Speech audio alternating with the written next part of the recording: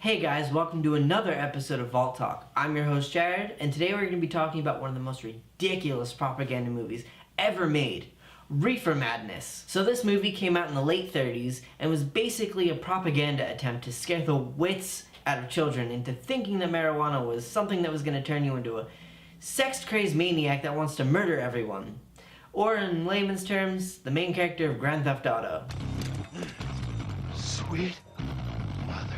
Funded by Christian groups, this film, directed by Louis J. Gassner, starts off with a little bit of a weird note with the principal of a high school addressing parents about the effects of marijuana on their youth. And I have to say, this principal looks a little bit like Bubbles from Trailer Park Boys. Something's fucky. So the principal goes on to talk about the effects of marijuana on his students in high school and how it's becoming a raging epidemic. Then we meet the main character, Bill. Bill is a star athlete at his high school. He's also a really big nerd that can do pretty much anything, such as recite Shakespeare off the top of his hand. It is my soul that calls upon thy name. How silver sweet sound lovers' tongues by night.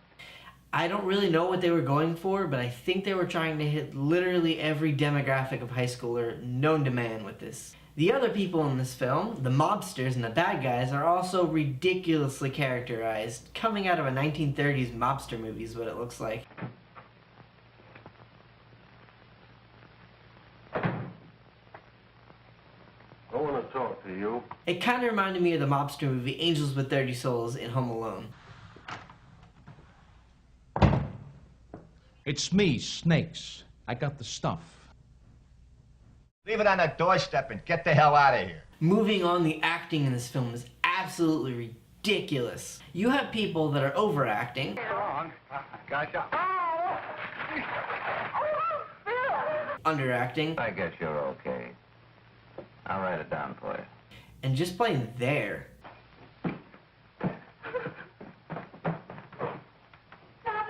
It kind of makes me question if the people that acted in this movie really took their acting role seriously. The movie progresses on and you see Bill go from that really nerdy athletic student to a crazed marijuana addict that constantly goes and gets high every day. It ends up with Bill being framed thinking that he shot his own girlfriend when in reality the people that were pushing the drug on him ended up shooting her by accident. Now there are several scenes in this movie that are absolutely ridiculous. The piano scene being one of them.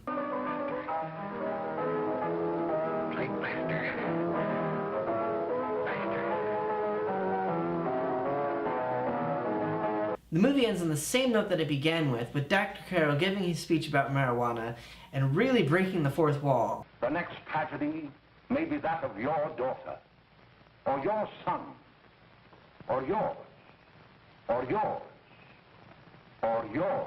I finished this movie and was not exactly sure what I had just seen.